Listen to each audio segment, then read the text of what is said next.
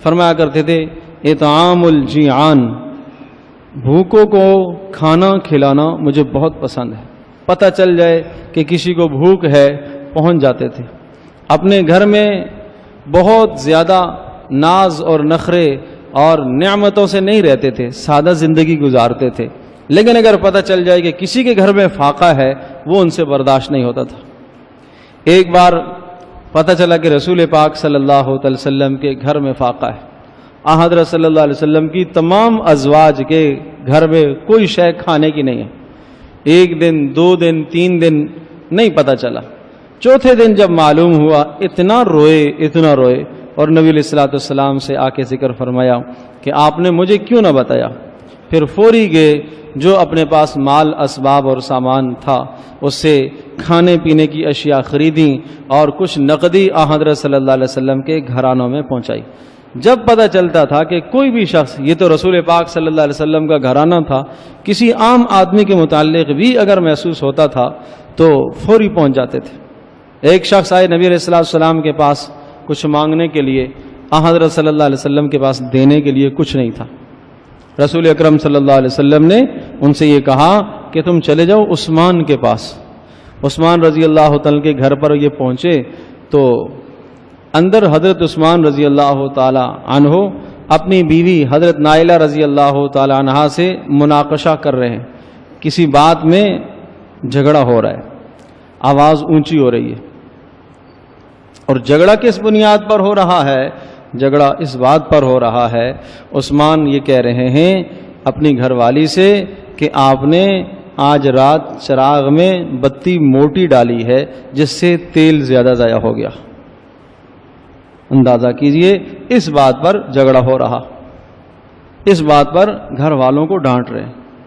اس شخص نے یہ آواز سنی تو وہ کہنے لگا دل میں کہ یہ مجھے کیا دے گا جو اپنی بیوی کو اس بنیاد پر ڈانٹ رہا ہے کہ آپ نے چراغ میں بتی موٹی ڈالی ہے جس سے تیل زیادہ جل گیا ہے، اس کے بخل کا تو یہ حال ہے، مجھے کیا دے گا؟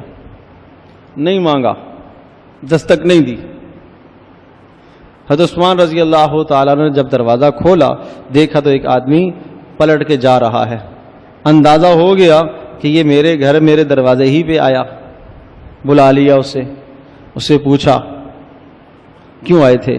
اس نے کہا رسول اکرم صلی اللہ علیہ وسلم کے پاس سوال اور ضرورت لے کے آیا، حضرت صلی اللہ علیہ وسلم نے مجھے آپ کے گھر کا بتایا، یہاں آیا تو دیکھا تو آپ تو اپنی اہلیہ سے اس بنیاد پر لڑ رہے ہیں، میرے دل میں یہ بات آئی کہ آپ کیا دے پائیں گے؟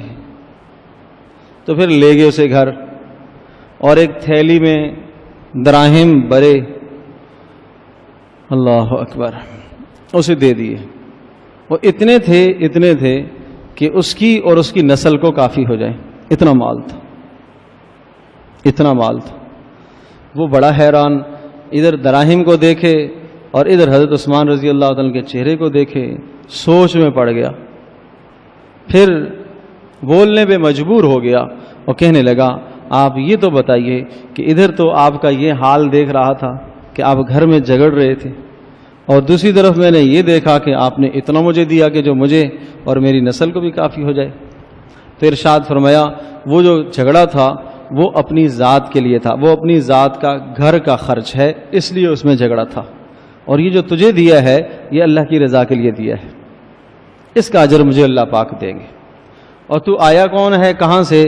تجھے رسول اکرم صلی اللہ علیہ وسلم نے جو بھیجا ہے، یہ 2 نسبتیں ہیں تیرے ساتھ، اس لیے تجھے میں نے اتنا دیا ہے۔ تو اپنے گھر کی کفایت شعاری کا یہ حال تھا کہ انتہائی حساس تھے گھر کے معاملے میں، اور ادھر سخاوت کا یہ حال تھا کہ ایک وقت دسترخوان پر کھانا کھانے والے 80 افراد بھی ہوتے تھے ایک ٹائم میں، یہ حال تھا۔ بہت زیادہ سخاوت تھی، بہت زیادہ سخاوت تھی۔ تو یہ جملہ تھا ان کا اطعام الجیعان، کہ بھوکوں کو کھانا کھلانا مجھے بڑا عزیز ہے۔ کوئی پتہ چل جاتا کہ ضرورت مند ہے، بھوکا ہے، تو اس کی ضرورت پوری کرتے تھے۔